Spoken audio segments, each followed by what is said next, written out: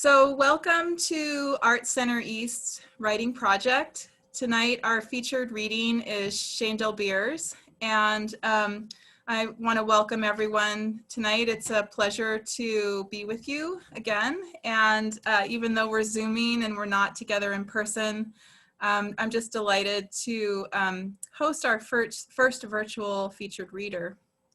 Before I introduce Shaindel, I'd like to just provide a couple of reminders about Art Center East. We're in the middle of our benefit show, which is happening. You can see it behind me in our main gallery.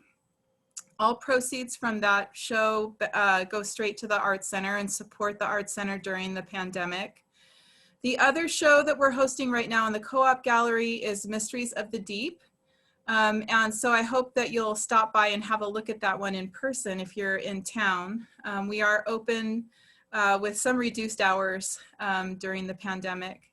And this Saturday we have two events, our Jigsaw Puzzle Exchange, and Sarah West is offering Simple Sauces culinary class. It is one of our practice classes for our test driving our online offerings. And so it is at a reduced price. So I hope that you'll consider signing up for that class on Saturday. I just want to thank Sarah and also Amelia for their work on the Art Center East Writing Project, and also the Grand Ron writers who have given up their normal response evening for this event every third Wednesday. So welcome. I'm really excited to introduce Shaindel. I've known Shaindel for quite a long time. We are colleagues. She's my colleague from Blue Mountain Community College, and we've done all kinds of things together, Oregon Writing Project, Crossing the Blues, etc., etc. So I'm really pleased to host her here tonight. You may know this already about her, but she has a Bachelor of Arts from Huntington College, her Master's of Arts from the University of Chicago, and her MFA from Vermont College of Fine Arts. She's the author of 3 collections of poetry. The first is A Brief History of Time, which was published in 2009 from Salt Publishing. Also from Salt Publishing, the second collection, The Children's War. And I remember at the time, I think she got a 2-book contract, which is almost unheard of in the poetry world. So that just speaks to the amazing quality of her writing. Her most recent collection is called Secure Your Own Mask, which was published in 2017. And it's so resonant. The title is so resonant with our moment that we're living through right now. Clearly not planned, but interesting. That collection won the White Poetry Prize and was published by White Pine Press. I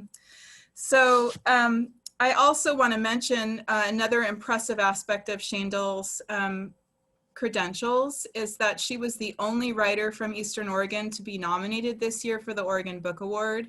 I always keep my eyes out for nominees from our area because I think there's so much quality here. There should be many more, but she was the solo nominee this year from Eastern Oregon. So congratulations for that. And also recently she was awarded a Sustainable Arts Foundation grant. So it's with great pleasure that I welcome her here tonight, and I will unmute her and we'll go ahead and get started with the reading. Let's see. There we go. I think I did it. Did that work, Yeah. Shaindel? Yeah, I'm unmuted. Yeah. Thank you so much for being here, and thank you to Nancy for hosting this. I guess in true Eastern Oregon fashion, I will say that Nancy, I think, is the only person who's introduced me that I've been horseback riding with through the mountains. So we're definitely Eastern Oregon writers. So thank you for having me. I will start out and read a flash fiction piece because I feel like it's always important to sort of break boundaries. So, you know, to be a poet who writes things that aren't poetry. And this is called For the Kingdom of God Belongs to Such as These. She wanted her own money, but only for a little while, until she gave it away like the preacher man had said. He said, "Your money will help us bring the light of God to the children, and we will bring the children to Jesus." And then he had led the congregation in singing, "Jesus loves the little children, all the children of the world. Red and yellow, black and white, they are precious in his sight." And then she knew what she had to do. The jar sweated in her palm. Part of her thought that she shouldn't take it because stealing was a sin. But it was the swear jar, money put in for being bad, for sinning. So maybe this would make the stealing of the jar okay. And she was bringing the children with her. She'd gathered up all the cousins while their parents were old. They all trusted Nan. She was grown, but with the mind of a child. Only Presley had whimpered a bit, but she was a baby. And when Nan put the blanket over her, she fell back to sleep and let Nan carry her down the gravel road that connected all of the Johnson's sons' land into one big parcel. The rest of the children held hands and followed and yawned their way through the dew-kissed, chilly morning. The cornfield was wild and high. The light breeze making the leaves whisper was dizzying. Only the billboard gave a sense of direction, and that's how she knew where to take the children. The preacher man had said, "We need to bring the children to Jesus before it's too late." And he'd also said, "There will be a sign of the end times." The billboard next to the interstate that marked the boundary of the farm said, "Year-end sale, don't wait." The sign was for farm machinery and harvesters, but she also knew that God worked in mysterious ways, and this sign had just appeared after the preacher man had visited for the revival. She settled the children on blankets around her in the field. Brian and John and Sadie and baby Presley, and told them they could go back to sleep. When the surprise happened, she promised she'd wake them. The sun started shining for real over the field, and a shaft of light shone on the coins in the jar and made it holy.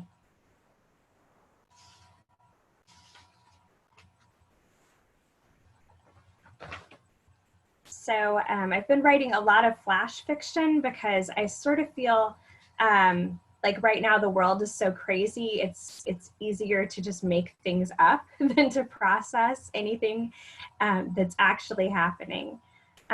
So I've really only written maybe one poem since the pandemic started, and it's called New World Post-Pandemic. Let the deer think of us the way we think of them with their wasting disease, the way we mourn the rhinos, the elephants, the koalas after the bushfires. It is sad, but not too sad, because it is not us after all. Let whatever comes after ponder us the way we ponder the Neanderthals, the Denisovans, grasping any link as a novelty, party small talk, comparing fractions of DNA strands. Let the wolves have Yellowstone, the bison all of Nebraska. The sandhill cranes can fly over flyover land, safe from plane engines. Let the coyote take over the hen house. Let Whiskers scratch loose her belled collar. Let Rufus outrun his invisible fence. Give it all back. We're not needed. We had a good run. The way we think of the dinosaurs, the giant sloth, the way we wonder how something improbable as a terror bird could have existed. Sure, the finches will miss their feeders. They'll find real thistles soon enough.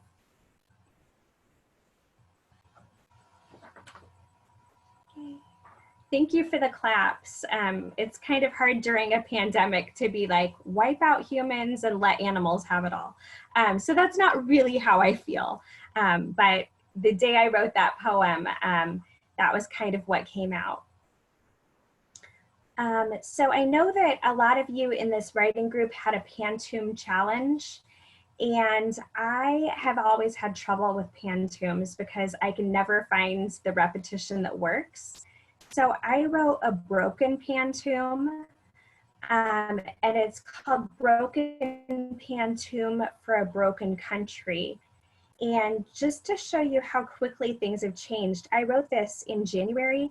I wrote it for the East-West Poets Dialogue, where an Eastern Oregon poet will write a poem and then send it to a Western Oregon poet. And this dialogue has been going on for years and years. So this was my poem. And Eric Dickey just said he has a dog named Rufus. So maybe I wrote that last poem for Eric Dickey. So this is Broken Pantoum for a Broken Country. Chinook helicopters rattle my windows as the National Guard reservists drill all day. The chopping of blades stutters my heart. It used to be peaceful above the library. The CH-47s pass over the college like slow, dull birds, then fly back to the armory. Without them, it is so quiet, I call myself the library ghost. When did all the world become a war zone? The college and the armory share the same hill with the pheasant and deer. Do they feel the same way I do? Can you log into Twitter and find out if we're at war? Yesterday, walking the dog, my husband and I startled 12 deer. They watched us, then trotted away. My friend's husband has already been sent to Afghanistan. The hawks are defecating on the dove house. The deer have learned to fear only in hunting season. We read the drones are killing with precision. Like hawks circling above the field is a video game we play on our consoles. They're using the drones for everything. Agriculture, photography. We're all learning to reduce collateral damage. We're all learning to play what we can play anytime. Sometimes looking out the window, it feels like the war is right there. Sometimes helicopters, sometimes magpies and small birds assaulting each other. The war is a program we can turn on and off. Sometimes it is war, and sometimes it is not, like hunting. Sometimes the birds are singing to attract a mate. Sometimes they are singing a warning.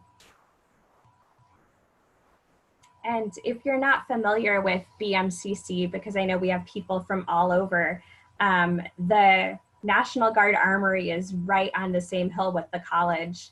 And if you're not used to it, it really is very haunting because there are constantly military helicopters doing drills. And in some ways, since it's a small town, it can be endearing. Like you're like, oh, hi, Steve. That's probably Steve flying over. But in other ways, it's really scary to think like, oh, they're constantly drilling for war. So I will read from my book. And I know that I know a lot of you, so a lot of you probably already own Secure Your Own Mask. But if you don't, support your local library. It would be great. Okay, so I'm going to start with the first poem in the book called The Imprecision of Language. And the I am is in parentheses, so it can either be the precision of language or the imprecision of language. How far the ring-necked dove is from wringing a dove's neck.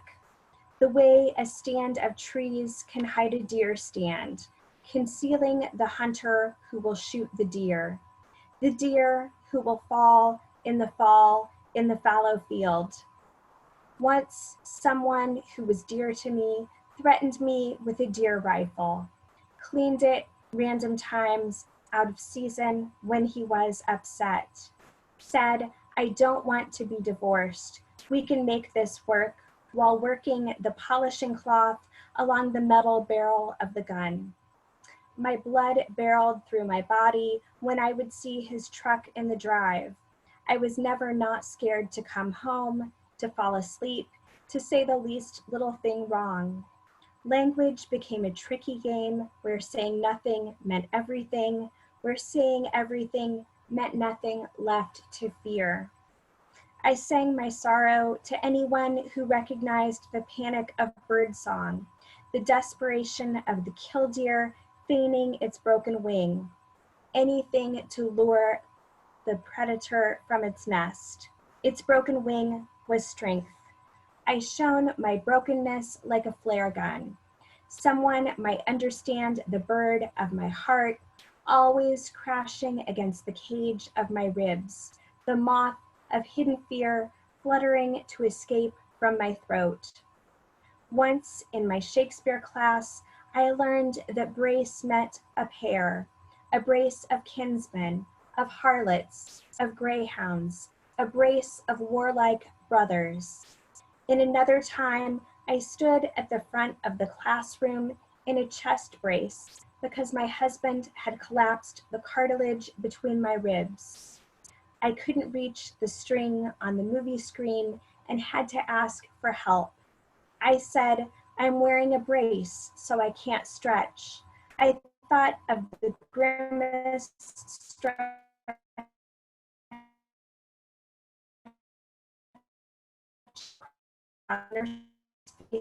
like domestic violence. It was an accident. Just goof around my ribs each morning as he ribbed me.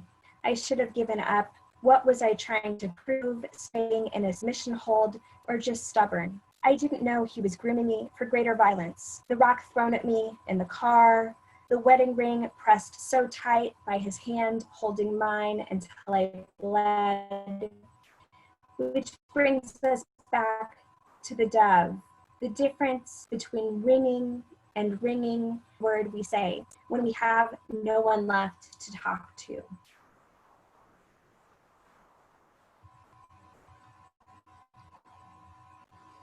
Okay, so there are like a lot of chat messages, so hopefully none of those are super important because there are like 6 of them. So I think that it's interesting to read this poem since this is a Zoom reading and it's a social media-ish poem, Unfriending the Dead. And I still don't know the right thing to do when one of your Facebook friends dies. Like, you know what I mean? It's just a weird modern thing. Unfriending the dead. They show up in the news feed, Facebook as memorial, birthday reminders, events where the guest of honor will never appear. Someone who is forgotten or who hasn't heard will leave a joyful eat cake, a copied and pasted happy birthday, or even just the letters HBD in our high-speed world. Still, not so far away from lost messages in ancient times, letters gone down at sea or never delivered because of a lame horse. But others, miss you, mama, it's been hard. This earth isn't the same without you on it. Sometimes I think about the ways we die: cancer, car accident, suicide, suicide, suicide, suicide. I think of the body hanging, the children unknowing on the other side of the door while the blood stops traveling, the cells shut down without oxygen. This is all very mechanical. It is just lights going out on a cellular level, the same way pixels spark out of my LED screen, sending their image and are then shut down. Some days I want to type, I saw your son in the school concert. He was wonderful. You would be so proud. Or, the earth misses the weight of your terrible beauty. Is this the modern way of planting flowers in a cemetery, placing stones on a grave? Is the digital world temperate or desert? Victorians must have felt this way about photographs, and before that, paintings. How are we always inventing ways to keep the dead with us? Why is it so hard to let the cursor hover over unfriend, block? How permanently to release you, to make room for more, to keep the pixels of you from my screen, the way the tiny lights of your body turned out, one by one by one.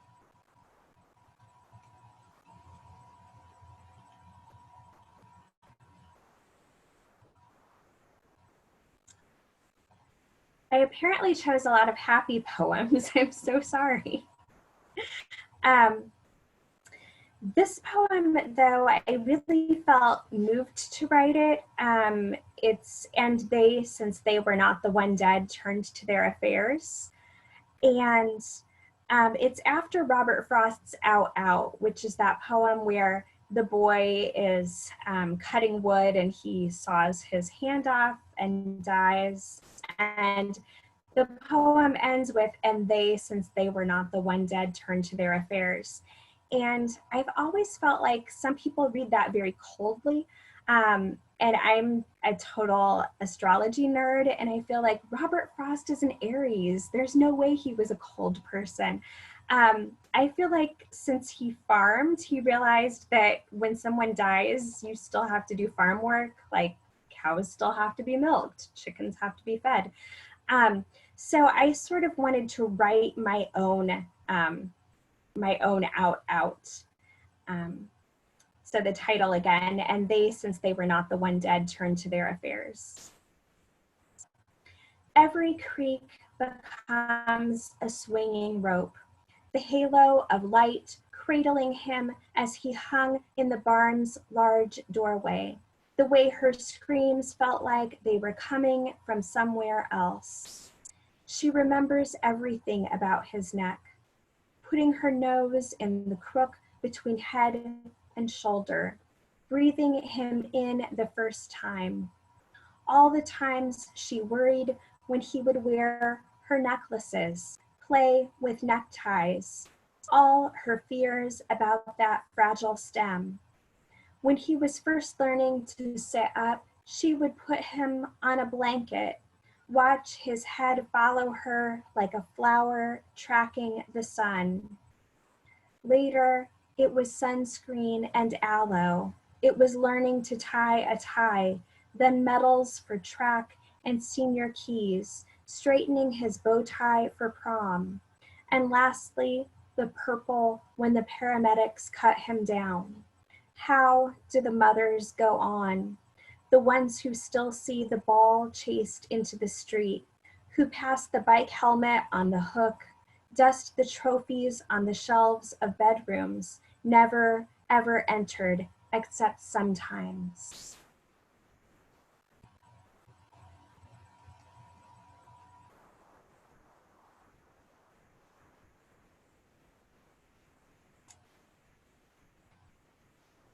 Okay, so I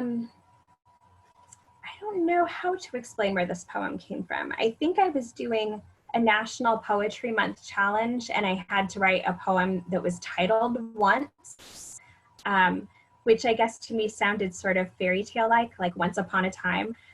So this came from that. Once.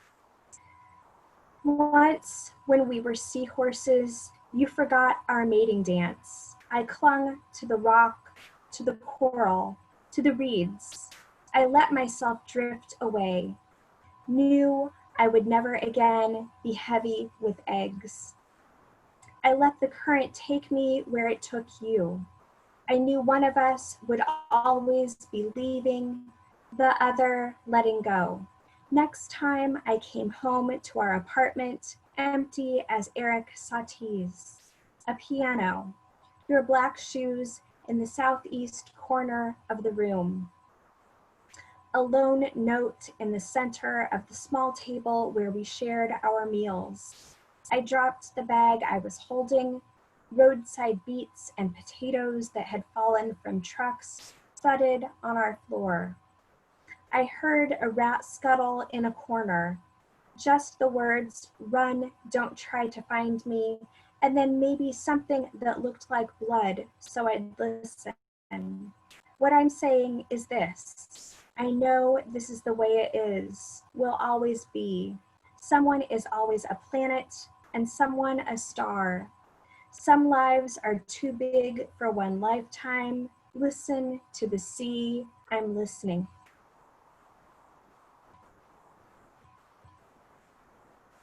Let's see. Okay, so this poem I actually wrote, I think, I don't want to jinx anything, but after the 2016 election, and now I think we're also very nervous about the upcoming election.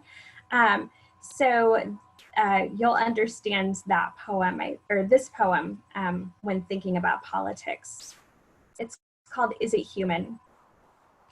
Last night, a neo-Nazi tweeted me a picture of SS officers measuring a man's nose. Another said, "Just wait till January, knock, knock, knock. We'll be putting all of you freaks in cages soon enough." I thought of naming, how my father's Holocaust survivor friend and his wife would coo over my sister. So blonde, an angel, they said. No one would ever know. I was always the other one, though why would you name her that name? Even then, even sandy-haired and gray-eyed, I was the dark angel of my family. I thought of my college boyfriend who dreamt he was a camp guard, who dreamt that he made an exception, that I should feel lucky not to be too Jewish. I thought of the philosophy of passing, the discussions in ethics classes. Isn't my moral responsibility not to hide, or if I do hide, to help others? I thought of last night's neo-Nazi who asked, "Is it human?" Thought of the Jewish impulse to answer a question with a question. The way my friends and I used to joke, "What do you mean, what do I mean?" Today I had trouble being human. I spent an hour studying the same bee gathering pollen from the same dandelion. I watched her fill her pollen sacs, watched her wipe each antenna clean in her gleaning. I felt her good fortune at finding a fall flower. I felt both of us slowing in the face of winter.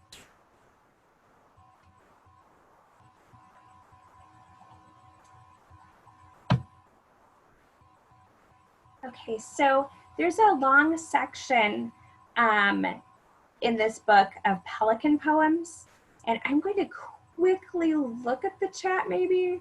Let's see, I couldn't tell what was happening in the chat. Oh, okay, good. Nothing that I need to respond to. No offense, anyone. Let's see. I just thought, oh no, what if there are questions there? Like, what does this mean? And then I won't know when we get to the Q&A, like what poem it was about. But the way that the pelican poems came about is I was running along the Umatilla River and there were a bunch of pelicans, and I am not a math person, as evidenced by my 3 degrees in English. And I thought, that seems like a lot of pelicans. And so I actually ran back and counted them. And then I thought, there are 13, that must be symbolic. And I thought of 13 ways of looking at a blackbird.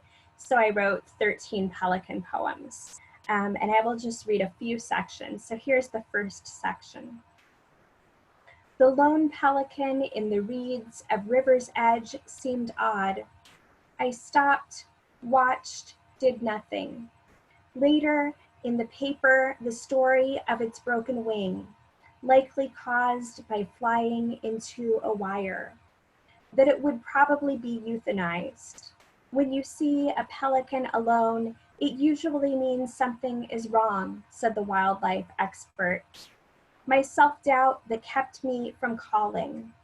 Did I cause that pelican more hours of suffering, or gift it a few more hours of floating in the reeds, a little while longer to bob in the gentle current, the coolness of water over webbed feet?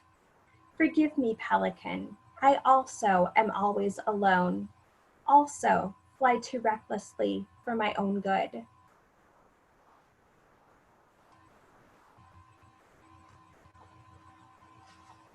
And then if you're going to think about all of the things that the pelicans are, maybe this is just my weird brain, but you also have to think about all the things that the pelicans are not. So section 7 asks, but what is the river without the pelicans? But what is the river without the pelicans? It is still the herons stalking minnows in the reeds, and the 2 trees where their 12 nests rest beyond the picnic pavilion. It is the osprey hovering above the river, and the Pacific Power lineman who built the new nesting platform while the osprey wintered in South America. It is the wood ducks and mallards, the flit and sea song of red-winged blackbird, the slate arrows of doves that throw themselves down to the river's edge after seeds. It is otter and mink, the deer that come down from the ridge, the cattle from open range who amble down mountain on hot days. It is coho and chinook, steelhead and salmon, the train tracks which follow the river from Gibbon to Rivermouth, where one night a boy lay his head, and later in the high school gym, I hugged his mother and said, "I'm so sorry about your son." The river is every single body that has been pulled out of it, the ghosts that walk the levee. But today there were pelicans, 2 breeding pairs, so we move on. And I've learned to always end with a happy poem.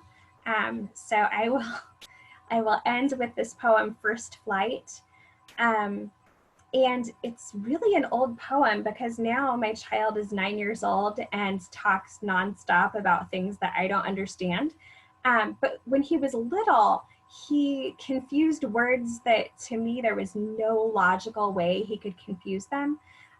So for some reason he confused the words airplane and baby. And I think it was just that it was 2 syllable and long A's because we're talking he was little. So he would see a baby and say his word for airplane, and he would see like an airplane and say his word for baby. And so that inspired this poem, First Flight, for my son who confused airplanes and babies. When the baby learned to fly, he flew over wind tree and grass green, neigh horse and moo cow. He stopped over the river like an osprey looking for swish fish. The wind through the canyon tickled his tree toes. He learned to nap in the willow's branches like a sleepy snake. At night, he would feel the pull of the sinking sun and fly for his mother nest home. Thank you.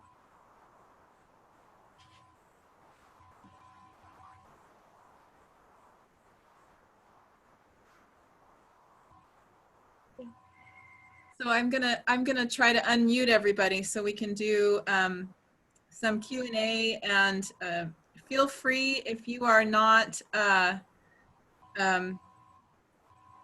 if you don't want to talk, you can always put it in the chat and someone can read it out loud and Shaindel can answer it.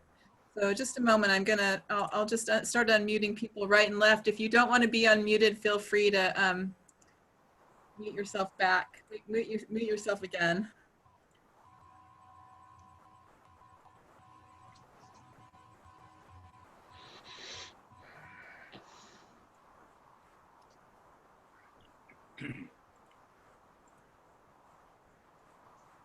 I did see something that someone put in chat that I could answer, since this is, to me, like in a weird way, like VH1 behind the music.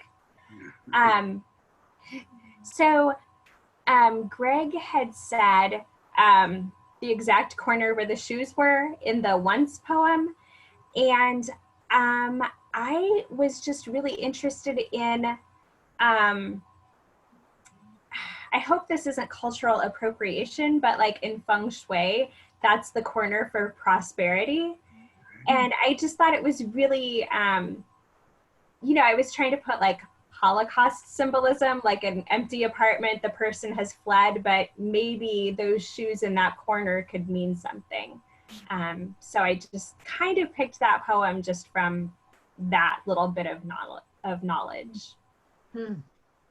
Yeah, I just felt it was just so particular that in the kind of emotional distress that you were writing about, that you would notice something so exact, like not just the corner, but the northeast corner. That just like, wow.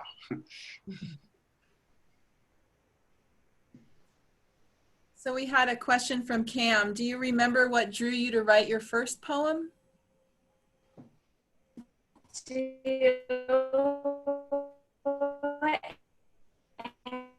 It is such a horrible story.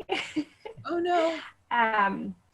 When I was about like 10 years old, because my parents are like them, they just don't want to care for a dog. And the dog that I kept at my great-grandparents, there are many different stories, but basically my cousin shot my dog. And I was so emotionally distraught that I wrote a poem. And I'm sure it was a bad poem because I was like 10, but it was a poem.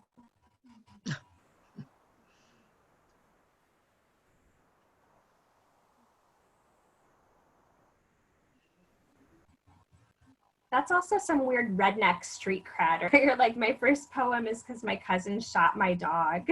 So I'm sorry about that horrible story. Well, I'm just glad to hear these in your voice. I mean, your voice, of course, is there on the page, but it's so nice to hear it in person. And like I say, anything I would say would probably be what I repeated in my review. So do you remember, I know that I put on Goodreads, did I put on Amazon too? Yes, yeah, thank you so much. Yeah, but yeah, I mean, it was true. I mean, usually I read poetry books piecemeal. I mean, they can be wonderful, wonderful writers. But once in a while, there's one I cannot put down, and yours was one of them. And I didn't really plan on writing the review, and it was like I had to because I just couldn't put it down. And so, thank you. Thank you so much. Really good. Thank you. Gregory's hiding. Shaindel, when you started thinking about this third book, did you have a particular plan in mind, kind of like you had with the Children's War, or is this just a collection of current work? It's just a collection of current work, and to be honest, I had a lot of help with shaping it. Jennifer Gavon is an amazing, like 4 poetry collections, 3 novels, and I think she's younger than I am, or at least slightly younger than I am. But she is just an amazing writer and editor. And I realized, oh, it's been several years since I wrote a book, which sounds silly, but that's how writers think, I guess. And I thought, I wonder how much work I have. And so I printed everything out, and I had like 100 pages. And I thought, like, what I do with it when you can't tell if it's good or what's in there. And I paid her because I believe in paying your friends.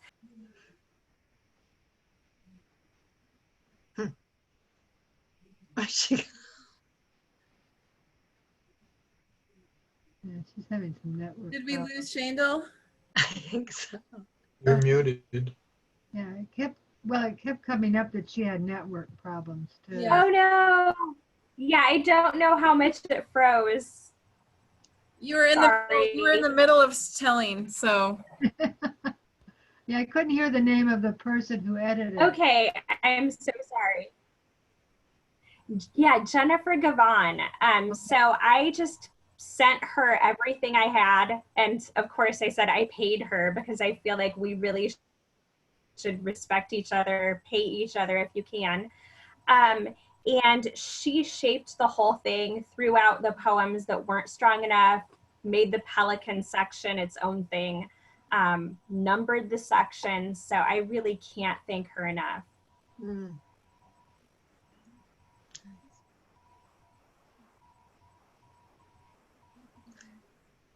Well, I wanted to thank you so much for writing the poem about unfriending. I'm not a writer. I'm a clinician who's worked with hospice and bereavement care for over 40 years. And I've, of course, watched how we react to the examples you used in the poem in terms of the photographs and the customs that have changed over time. And I'm always looking out at it, you know, like, okay, what's this about? And of course, always evaluating, or not evaluating really, but pondering, is this helpful? Is this healthy? Is this healing? Or is it, and keeping people apart or whatever. And so I appreciate your pondering it so well in that poem, because it really pictured it for me. Oh, thank you you. so much. Yeah. Right. I felt like this too. I don't know if this was all the persona or if a number of these things were based on things that happened in your life. And so that might have also added to the intrigue, but it really worked well.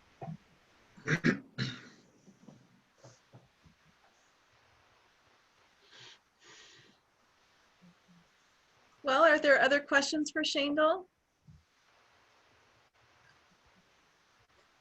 No question, just applause, applause. Yeah, okay. Come on, good applause. Need applause. Oh, thank you.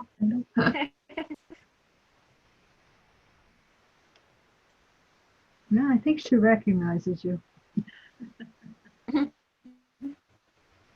All right, well, let's give Shaindel a round of applause. Yay! Virtual applause. Oh, or real thank applause. you.